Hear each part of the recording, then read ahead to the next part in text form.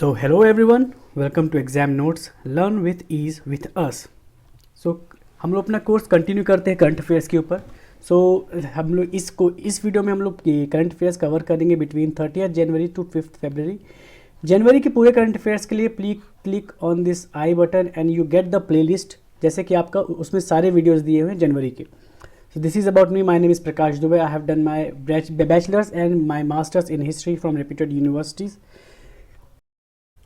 So coming into the first news, polity section से है, budget session के बारे में है. So मैं इस न्यूज़ के बारे में, इस न्यूज़ के माध्यम से ये बताना चाहता हूँ कि इंडियन पार्लियामेंट में कितने सेशंस होते हैं और इस सेशंस की टाइमिंग क्या होती है और इनका इम्पोर्टेंस क्या है.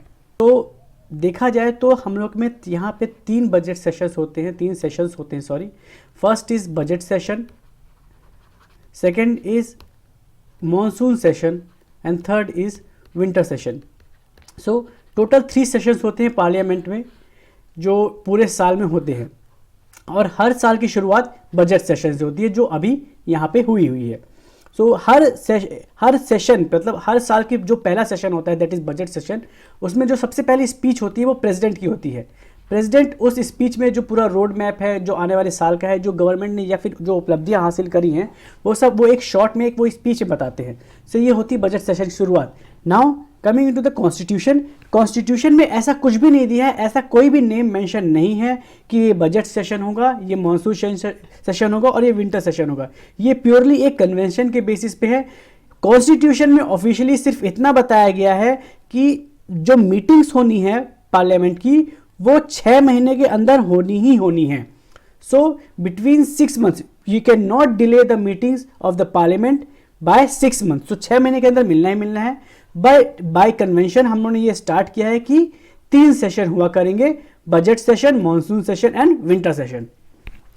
सो इस आर्टिकल में यही बताया गया है कि the first day of the budget session has been started and by एक कस्टमरी एक जो रिमार्क्स होते हैं वो इस सेशन की शुरुआत में वो प्राइम मिनिस्टर करते हैं.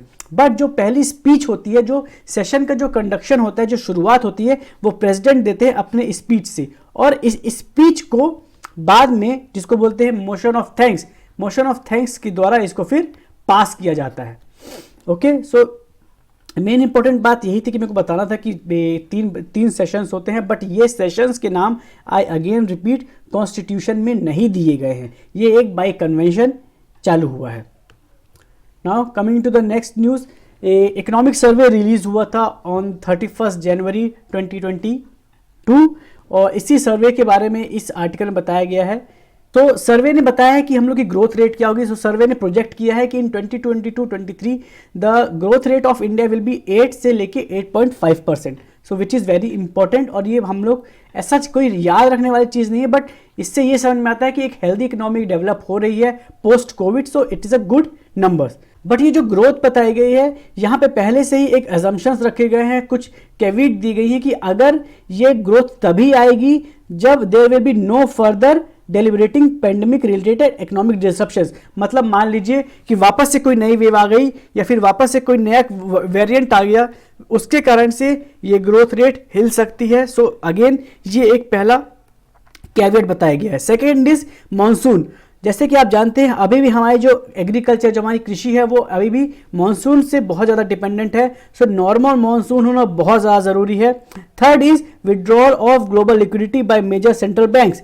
तो जो लिक्विडिटी है जो गवर्नमेंट बैंक्स ने जो बहुत सारे अलग अलग देश में लगा रखी है उसके पर भी हमारी ये चीज़ बहुत सारी डिपेंड करेंगी. And the fourth is international oil prices in the international market. Because अगर सही दाम पे इंटरनेशनल मार्केट में ही ऑयल्स नहीं मिलेंगे तो हमारे इंडिया में कहाँ से वो चीप हो पाएंगे. और अगर वो चीप नहीं हुए तो पूरा सिस्टम उससे इफेक्ट होगा. बिकॉज अगर पेट्रोल डीजल ही महंगा हुआ तो उससे ट्रक्स के जो कॉस्ट होगा वो महंगा हो जाएगा बिकॉज पेट्रोल डीजल महंगा हो जाएगा. और उससे जो सामान है, उससे जितना भी प्रोडक्शन होता है वो सब चीज़ें भी महंगी हो जाएंगी जिसके कारण से इन्फ्लेशन या फिर मुद्रास्फीति हो सकती है. So these are the 4 major assumptions बताए गए हैं इस इकोनॉमिक सर्वे में. क्योंकि अगर ये चारों एजम्पशंस सही रहे, मतलब अगर पेंडेमिक अब स्लो हो गया है, खत्म हो जाए। सेकेंड इज मॉनसून नॉर्मल रहे, अच्छी बारिश हो। थर्ड इज जो सेंट्रल बैंक्स है दुनिया भर के वो लिक्विडिटी मेंटेन करके रखे, पैसा देते जाए लोन के लिए। एंड फोर्थ इज जो ऑयल प्राइसेस हैं इंटरनेशनल मार्केट में वो कम रहे। अगर ये चारों चीज होंगी तो हमारी इकोनॉमी 8 से 8.5% तक ग्रो करेगी। Now coming to the theme of the survey, it was the policies pursued by the government providing the short term support to vulnerable sectors. तो जो इस बार की थीम थी वो यही रखेगी कि जो एमएसएमई सेक्टर्स हैं, जो हल्के से दीन दुखाड़े लोग हैं, उनके ऊपर कैसा फोकस कर रही है गवर्नमेंट। सो ये मेन थीम था, मेन क्रक्स क्या था कि जो वल्नरेबल सेक्शन है हम उनके ऊपर फोकस कैसे कर रहे हैं through physical health and undertaking process as well as supply side reform. Now what is supply side reforms, कि हम उनको डायरेक्ट सामान लगातार देते जाए बिना किसी महंगाई के और बिना किसी प्रॉब्लम्स की। तो में economic survey has said that India के जो इन्वेस्टमेंट है related to GDP it is 29.6%। ये एक इंपॉर्टेंट नंबर है, परसेंट जिसको याद रख सकते हैं कि रफली अराउंड जो 30% है ये इन्वेस्टमेंट टू जीडीपी का रेशियो चल रहा है। सो एक ये पॉइंट हो गया। नाउ थर्ड इज गवर्नमेंट को virtuous cycle of growth maintain करना चाहिए। Now what is virtuous cycle? Virtuous cycle means कि जब इकोनॉमी ऊपर जा रही है तो हम उस समय जो गवर्नमेंट की स्पेंडिंग है वो कम कर दें। बिकॉज अगर गवर्नमेंट की स्पेंडिंग भी उस समय हाई रहेगी तो फिर मतलब क्या हुआ, जब इकोनॉमी हाई जा रही तो हम लोग गवर्नमेंट की जो स्पेंडिंग है वो कम कर दें, और जब इकोनॉमी लो जा रही है तो गवर्नमेंट की स्पेंडिंग हाई कर दें, जिससे क्या हुआ कि ये जो गैप है ये गैप कम से कम रहा है। हम लोग को मेन ये गैप ज्यादा नहीं करना है। सो ये this is the main focus which is called as virtuous cycle. So virtuous cycle, और दूसरा होता है एक विशियस साइकिल। विशियस साइकिल में क्या होता है कि जब इकोनॉमी की ग्रोथ नीचे जा रही है तो गवर्नमेंट जो है वो अपनी स्पेंडिंग में नीचे कर दी। इससे क्या होगा, जो गैप है ये बहुत बढ़ता जाएगा। हम लोग को ये गैप बढ़ने नहीं देना है, बिकॉज ये अगर गैप बढ़ेगा तो लोगों की इकोनॉमी पे इफेक्ट पड़ेगा, लोगों की इनकम पे इफेक्ट पड़ेगा, लोगों की डिमांड पे इफेक्ट पड़ेगा। सो ये गैप जितना कम हो सके उतना अच्छा रहता है। सो जब इकोनॉमी, इन शॉर्ट मैं आपको फिर से बता देता हूं, जब इकोनॉमी ऊपर जाए, जब ग्रोथ अच्छा हो तो गवर्नमेंट को अपनी स्पेंडिंग कम करनी चाहिए, बिकॉज उससे गवर्नमेंट का पैसा बचेगा। जब इकोनॉमी नीचे जाए तो गवर्नमेंट को अपनी स्पेंडिंग ऊपर करनी चाहिए, उससे गवर्नमेंट पुश कर सकती है एक ग्रोथ के लिए और एक डेवलपमेंट के लिए। सो this is about virtuous cycle. And vicious cycle मैंने बताया कि जब विशियस साइकिल क्या होती है कि जब डेवलपमेंट या जीडीपी नीचे जा रही है तो गवर्नमेंट भी उसके साथ साथ अपनी ग्रोथ नीचे करे, but vicious cycle is not recommended by the economist. Also इसमें बताया गया है कि जो ग्रोथ जो है इस साल की जो आने वाली ग्रोथ है वो सपोर्ट करेगी, it will be supported by vaccine coverage, gains from supply side reforms and easing regulation, robust export growth and availability of physical space in capital spending. जैसे कि मतलब ये फिर से बताया है कि 4 चीज़ें बहुत ज़्यादा इंपॉर्टेंट होंगी ग्रोथ के लिए। First is vaccine, supply side से जो रिफॉर्म्स है, मतलब जो इजी लोन्स देना, इजी स्केलिंग करना प्रोडक्शन को, उससे सस्ता होगी चीज़ें, तो एक ये हो गया। थर्ड इज जो रेगुलेशंस है, जो एक्सपोर्ट की जो रेगुलेशंस है, जो जितने भी गवर्नमेंट के रूल्स एंड लॉज हैं वो इजी करना, जिससे प्रोडक्शन में इजी हो, जिससे एक्सपोर्ट में इजी हो। थर्ड इज एक्सपोर्ट बहुत ज़्यादा हो, बिकॉज हम लोग अभी भी इम्पोर्ट ड्रिवन इकोनॉमी है, हम लोग को एक्सपोर्ट ड्रिवन इकोनॉमी बननी है, तो एक्सपोर्ट ज़्यादा से ज़्यादा करें। And fourth is capital spending, की कैपिटल बहुत ज़्यादा बढ़ानी है। इसमें आगे दिया गया है कि जो मैक्रो इकोनॉमिक स्टेबिलिटी है वो एक्सटर्नल फ्रंट पे जैसे बताया गया है कि जो फाइनेंशियल सेक्टर हेल्थ है वो बहुत अच्छी होनी चाहिए। नेक्स्ट इसमें बात बताई गई है कि इन्फ्लेशन के बारे में। इन्फ्लेशन का डर एक बहुत ज़्यादा अपीयर हो गया है post pandemic. So economic survey में बोला गया है कि inflation has reappeared as a global issue and India does need to be wary of imported inflation. मतलब जो वहाँ से जो महंगे सामान आएंगे, जैसे कि जो तेल आएगा, उससे हम लोग को बच के रहना है। इसीलिए इंडिया को अपनी जो इकोनॉमी है, जो अपना सिस्टम है, जो अपने रूल्स हैं, वो इस तरह से बनाने हैं कि हम लोग को बाहर से आने वाले जो इन्फ्लेशन है उससे बच के रहना। और बाहर से आने का जो एक मेन रीज़न है वो होता है ग्लोबल एनर्जी प्राइसेस। अगर वहाँ के पेट्रोल और वो जो दाम होते हैं वो अगर कम रहे तो उससे इन्फ्लेशन की कमी बहुत ज़्यादा आ जाती है। सो दिस इज़ इट, यही था इस आर्टिकल में। Next is about insolvency code. ये एक्चुअली बजट में दिया गया था कि कैसे हम लोग को अपना जो आईबीसी है, इंसॉल्वेंसी एंड बैंक्रप्सी कोड जो है, वो हम लोग को अमेंड करना चाहिए। जैसे कि हम लोग जो ओवरसीज़ के जो लोन्स एंड ऑल हैं, जो आईबीसी के जो लोन्स हैं इंसॉल्वेंसी के, वो हम लोग बहुत ईजी तरीके से रेगुलेट कर सके। बट ये बजट का इशू था, तो मैं बहुत जल्दी बजट के ऊपर आज या फिर कल ही तक बजट के ऊपर एक नया वीडियो लाऊंगा जो जिसमें पूरा बजट कवर होगा। यहाँ पे वो आई बटन में आपको वो वीडियो मिल जाएगा। ये भी बजट के बारे में ही है कि कैसे हम लोग जो मिनिस्ट्री ऑफ एक्सटर्नल अफेयर्स है वो फंड्स की रिक्वेस्ट करी है गवर्नमेंट से, जैसे कि वो अफगानिस्तान को हेल्प कर सके। ये भी एक बजट रिलेटेड वीडियो है, टॉपिक है, सो ये भी मैं उसमें कवर करूंगा।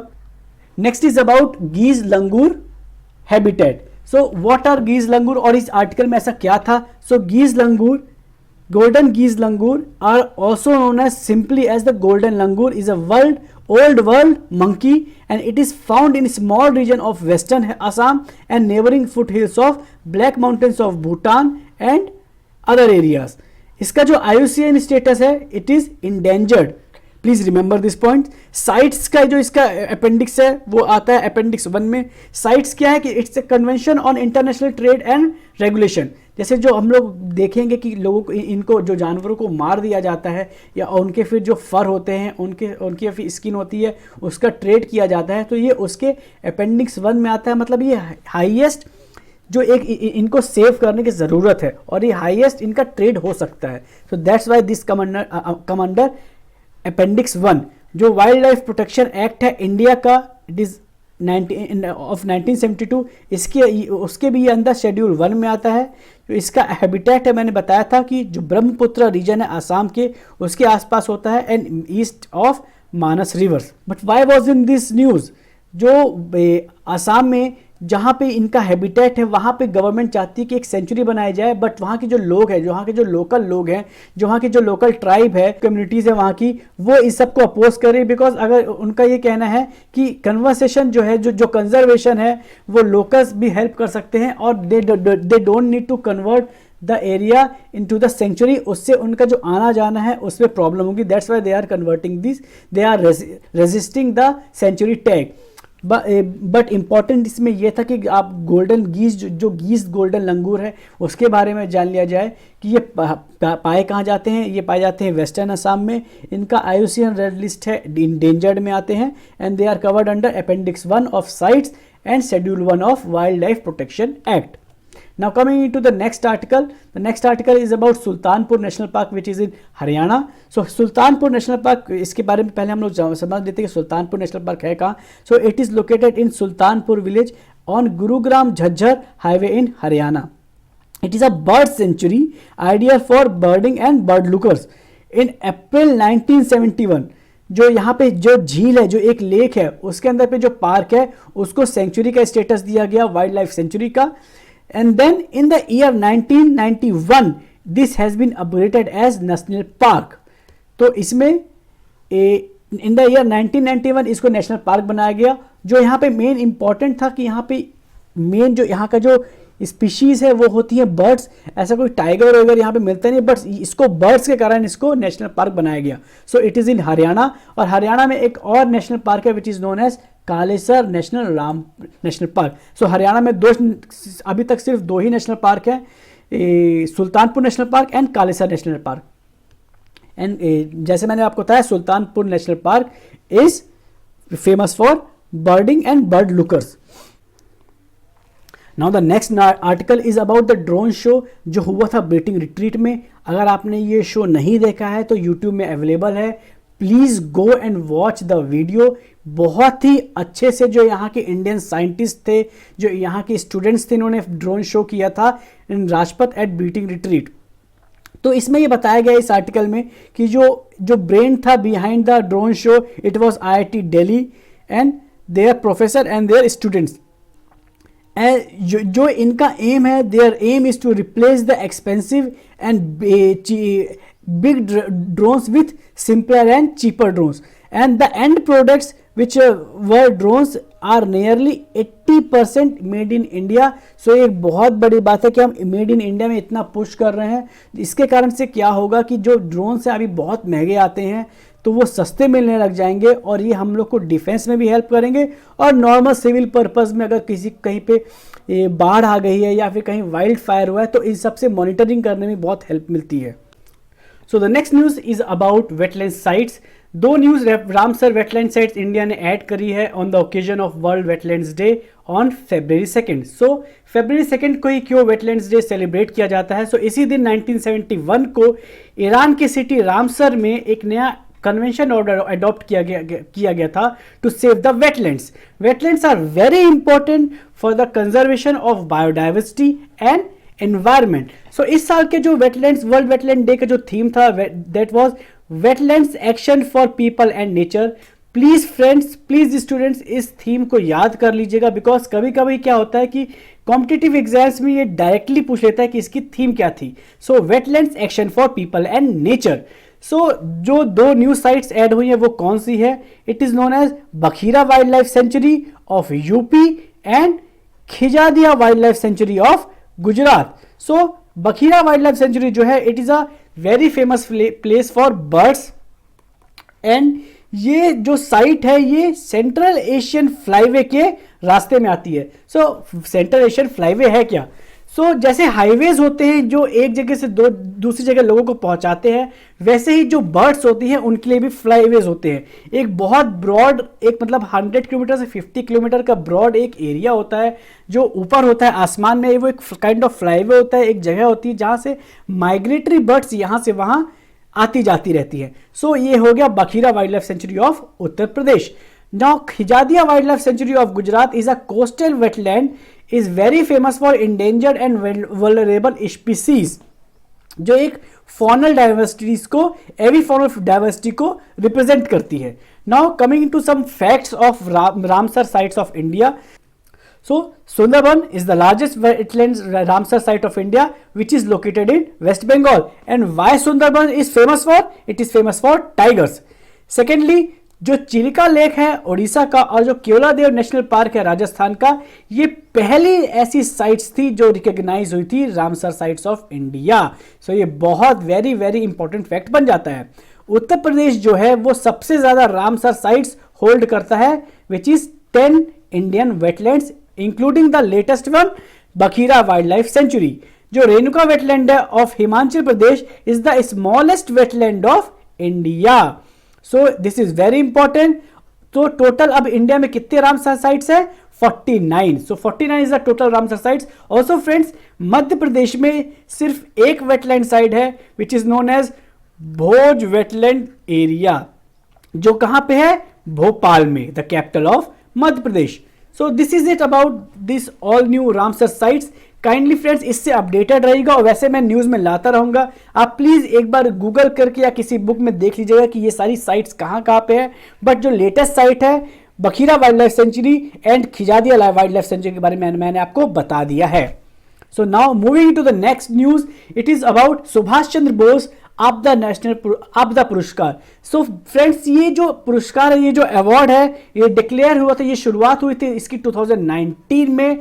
बट मैं आपको बता देता हूं, इन द ईयर 2022, मतलब इस साल जो अभी तक जितने भी अवार्डीज हैं ऑफ 2019, 2020, 2021 एंड 22, इन सबको अवार्ड इसी साल दिया गया है। सो ये पुरस्कार है क्या, किस बारे में है? सो ये पुरस्कार मिलता है डिजास्टर मैनेजमेंट को लेकर। वेरी वेरी इंपॉर्टेंट, बिकॉज ऐसा कोई पुरस्कार मैंने अभी तक सुना नहीं है जो डिजास्टर मैनेजमेंट को लेकर था। ये गवर्नमेंट ऑफ इंडिया देती है, एंड एनडीएमए जो इसकी जो नोडल अथॉरिटी है वो इसको डिक्लेयर करती है, वो मतलब उनके साथ मिलकर देते हैं। So the awards are announced on the birth anniversary of Netaji Subhash Chandra Bose every year 23 January. Friends, मैंने जैसे आपको बताया था लास्ट वीडियो में, जिसकी लिंक ऊपर आई बटन में है, कि 23 जैन एवरी ईयर सेलिब्रेट किया जाता है एज अ पराक्रम दिवस for the birth anniversary, on the birth anniversary of Netaji Subhash Chandra Bose, who was a very big freedom fighter, freedom struggle इन्होंने बहुत ज़्यादा किया था, तो उनको सम्मान में हम ये दिवस पराक्रम दिवस मनाया जाता है और इन्हीं के सम्मान में डिजास्टर मैनेजमेंट के लिए पुरस्कार दिया जाता है। सो ये पुरस्कार मिलता क्या है? So it carries a cash reward of 51 lakhs for an institution and 5 lakhs for an individual. So हर साल ये दो लोगों को मिलता है, एक इंस्टीट्यूशन को और एक इंडिविजुअल को, एक सिंगल आदमी को। So the institution has to utilise the cash prize for disaster management related activities only. ऐसा नहीं कि भैया आपको पैसे मिल गया किसी इंस्टीट्यूशन को तो वो कहीं और पे लगा दिया, ऐसा नहीं कर सकते आप। आपको डिजास्टर मैनेजमेंट रिलेटेड एक्टिविटीज पे ही पैसा लगाना पड़ेगा। ऑल्सो जो इसका एक मेन पॉइंट है कि सिर्फ इंडियन नेशनल्स और इंडियन इंस्टीट्यूशंस को ही ये अवार्ड मिल सकता है, किसी और देश के इंस्टीट्यूशन या किसी और देश के नागरिक को ये अवार्ड नहीं मिल सकता है। सो 2022 के विनर कौन थे? So Gujarat institute of disaster management जो इस्टेब्लिश किया था 2012 में, इनको ये अवार्ड दिया गया है। ऑल्सो इंडिविजुअल्स में professor Vinod Sharma, senior professor of Indian institute of public administration and vice chairman of Sikkim state disaster management authority. So ये दोनों, इन लोगों को ये अवार्ड मिला गया है। प्रोफेसर विनोद शर्मा को इंडिविजुअल अवार्ड कैटेगरी में मिला है, जिनको कैश रिवॉर्ड मिलेगा 5 लाख रुपए और certificate as always. And institutes में Gujarat institute of disaster management को अवार्ड मिला है। सो उनको 51 लाख रुपीस का कैश रिवॉर्ड दिया जाएगा। So that's it's my friends. Please remember कि 2019 में ये अवार्ड मिलना शुरू हुआ था, बट जो ऑफिशियली इन फिजिकली अवार्ड दिया गया है इसी साल 2022 के जनवरी में। Now going into the next news, Laureus awards. So Laureus awards क्या है? So it is a annual award ceremony honouring the individuals and teams from the world of sports. ये स्पोर्ट्स का इंटरनेशनल अवार्ड्स है और ये news में क्यों था? बिकॉज नीरज चोपड़ा जो एक जेवलिन थ्रोअर है, उनको इस अवार्ड के लिए नॉमिनेट किया गया है। Coming back into this awards, ये अवार्ड है क्या? सो ये अवार्ड प्रोग्राम करता है स्पोर्ट्स के लिए, क्योंकि power of sports, as Nelson Mandela has said, the sports has power to end violence, discrimination, disadvantage and prove that world sport has the power to change the world. सो ये Nelson Mandela ने बताया था कि जो sports के पास power है कि वो किसी भी डिस्क्रिमिनेशन को हटा सकता है। सो इसके फैक्ट्स के बारे में जाना जाए तो जो रॉजर फेडरर है, टेनिस के बहुत बड़े खिलाड़ी हैं स्विट्जरलैंड से, उनको ये सबसे ज़्यादा बार मिल चुका है। ऑल्सो इंडियंस में देखा जाए तो सचिन तेंदुलकर को ये अवार्ड मिल चुका है in the year 2020 for moment Laureus sporting moment of the year 2000 से 2020 के बीच में। सो दैट्स इट फ्रेंड्स, ये इस न्यूज़ में।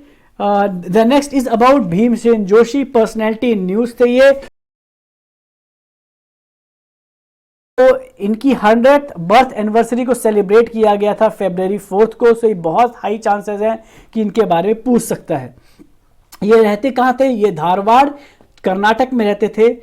सो he is remembered for his famous ragas including Shuddh Kalyan, Miyan ki Todi, Puriya Dhanashree and Multani etcetera. ये बिलोंग कहाँ से करते थे? तो ये बिलोंग करते थे किराना घराना से।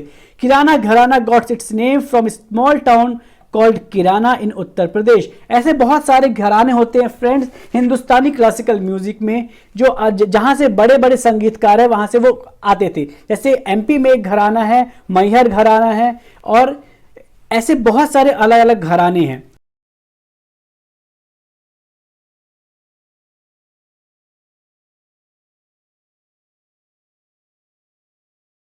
सो he belongs to the school of Hindustani classical music. एक और जो क्लासिकल म्यूजिक का जो स्कूल है which is known as Carnatic music school, जो ज्यादातर परफॉर्म किया जाता है in the southern states of India. So this is about Bhimsen Joshi, जो बहुत ही क्लासिकल सिंगर थे। सो ही बिलोंग्स टू किराना घराना। नाउ इन सब miscellaneous news, women Asia hockey जो इंडियन टीम है उसने ब्रॉन्ज कप जीता है डिफीटिंग चाइना। तो ये हुआ कहाँ था, वे women Asia hockey cup, so it took place at Muscat Oman. So please remember this feature. In the award segment Assam का जो हाईएस्ट सिविलियन अवार्ड है वैभव, वो मिला है अभी रिसेंटली मिस्टर रतन टाटा को। He is a very big industrialist and also a philanthropist. Netaji Subhash Chandra Bose को मैंने बताया जैसे आपको कि पराक्रम दिवस के रूप में सेलिब्रेट किया जाता है। सो दैट्स इट फ्रेंड्स, इस वीडियो में बस इतना ही इंपॉर्टेंट न्यूज़ थी। इस पूरे वीक बजट छाया हुआ था।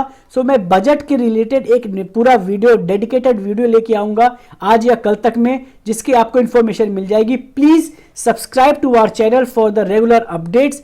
Please like our video, comment on it and share with your friends. Thank you friends, all the best.